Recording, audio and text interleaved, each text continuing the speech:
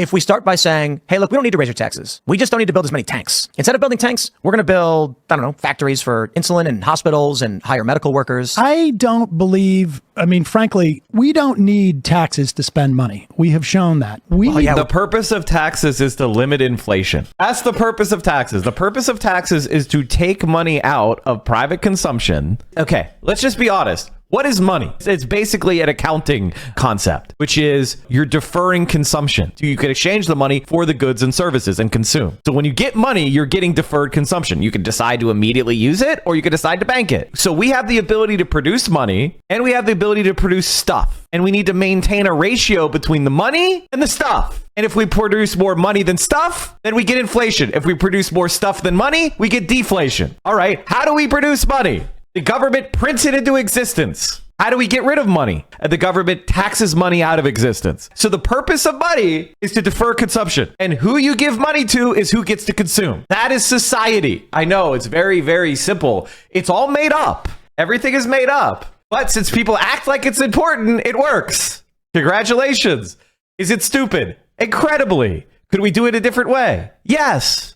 Will we? Maybe one day. Money just is so funny to me. It's fake. Okay. Anyway, so if we create too much money, it'll cause inflation because there will be a lot of money and not enough resources. We have to manage that ratio. And sometimes we manage the ratio by cutting spending. And sometimes we manage the ratio by printing less, which is basically the same thing as cutting spending. Or we increase taxes to delete more money. So who pays taxes? The people that have money. Well, basically, we're taking consumption away from people by taxing them. If somebody has a lot of money, taxing those people doesn't actually reduce their utility much. If I have $1 billion and you take $100 million from me, my life will be unaffected. I will be able to consume whatever the fuck I want when I want. My marginal propensity to consume will not change. My life quality will not change. But you have that 100 million that you could spend on somebody else. You could take that 100 million and divide it 1,000 times and do a lot of help to a lot of people. And you could really raise utility of 1,000 people very much. This is the basics of reality. So what us on the left want to do is take money from people who have a lot of it, who they will not miss it. It doesn't cause them loss of utility, and then spend it in ways that we can rationally determine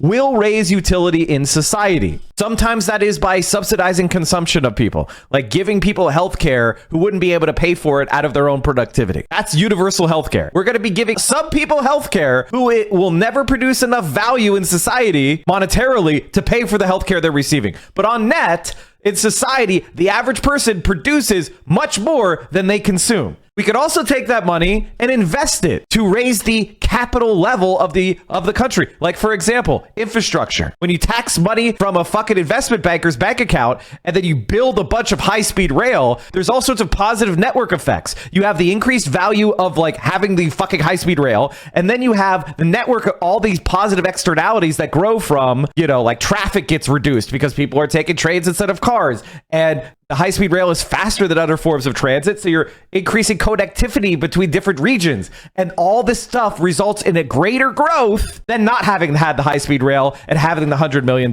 in the bank account of the rich guy. This is the basic shit of the left, and conservatives cannot reckon with this, or their entire worldview falls apart. And it's actually so fundamental that it is frustrating. U.S. spending that money, sending that money to Israel, you ain't getting no high-speed rail.